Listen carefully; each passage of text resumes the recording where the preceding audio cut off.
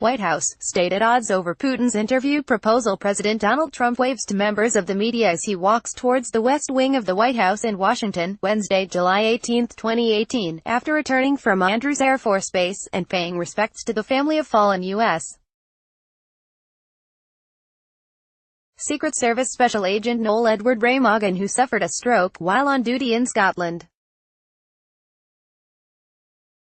AP photo, Andrew Harnick, Washington, AP. The White House and the State Department are at odds over Russian President Vladimir Putin's offer to allow the U.S.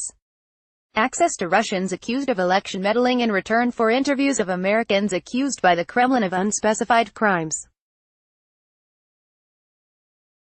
Even as the White House said the offer, made by Putin to President Donald Trump at their summit in Helsinki on Monday, was under consideration, the State Department called Russia's allegations against the Americans absurd, suggesting that any questioning of them would not be countenanced by the U.S.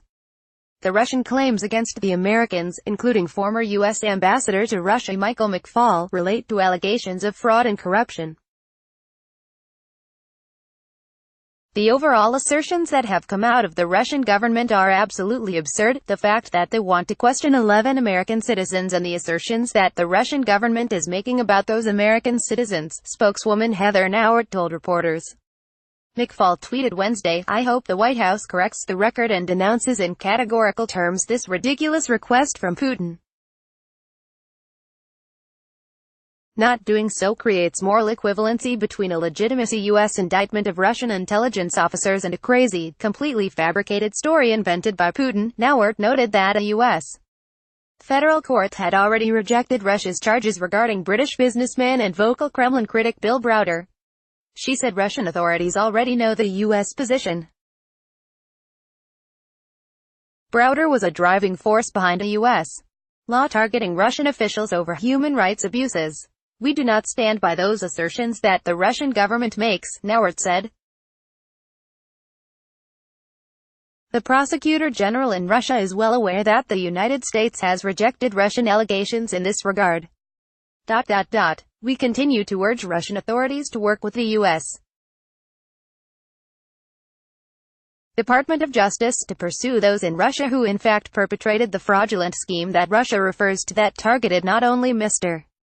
Browder, but also his company and the Russian people as a whole. FBI Director Christopher Wray was similarly dismissive. Speaking Wednesday at the Aspen Security Forum in Colorado, he said Putin's offer was not high on our list of investigative techniques. Wray and Nauert's comments stood in sharp contrast to those of White House Press Secretary Sarah Huckabee Sanders, who held open the possibility that what Trump called an incredible offer is being weighed. "The president's going to meet with his team, and we'll let you know when we have an announcement on that," she said, adding that neither Trump nor anyone else in the administration had committed to accepting the offer. Copyright 2018 The Associated Press. All rights reserved. This material may not be published, broadcast, written or redistributed.